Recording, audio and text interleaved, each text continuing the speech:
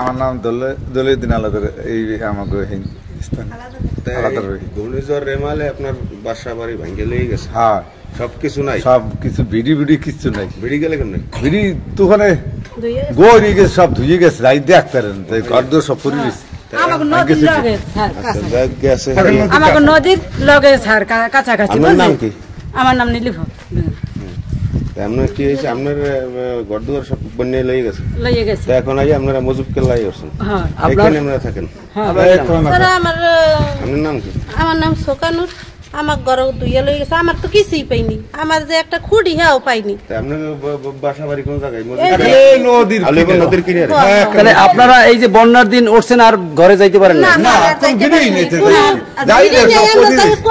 আমার একটা খুঁড়ি হাও পাইনি, এমন অবস্থা আছে। এই যে জুমুজ দুইটা বাচ্চা, ওই 2 বছর বাচ্চা, এগুলো আলগা খাওয়ান লাগে, অনেক অসহায় আছে স্যার আমরা।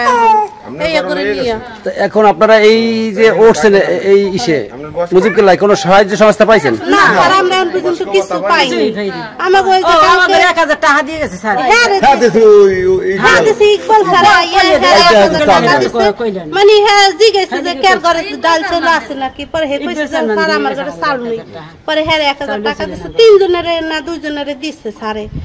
পরে আর কেউ কিছু দেয়নি। এখন এই যে কালকে 1000 টাকা দিচ্ছে, যে ইকবাল চেয়ারম্যান, এই নতুন উপজেলা চেয়ারম্যান হয়েছে। এখন এইখানে কেমন কি অবস্থায় আছেন? এখন স্যার আছি খারাপ না, কিন্তু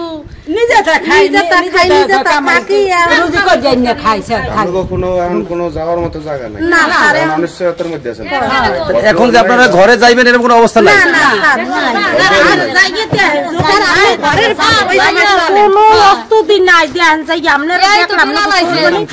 রেনু ও একটা চোর পানি আটকে পড়বা আমার স্বামী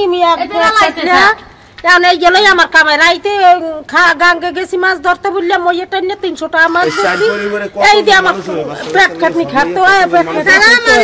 আমার 2টা ছেলে একটা মেয়ে, আমারই 5 জন আমরা। আমি স্ত্রী আর 3টা বাচ্চা। তার সাইড পরিবারে কয়জন? 20 জন। এবার আমার এই যে হেরা আছে 2 জন, আমার ওই হেরা আছে 6 জন। 29 এরমের আছে আর কি।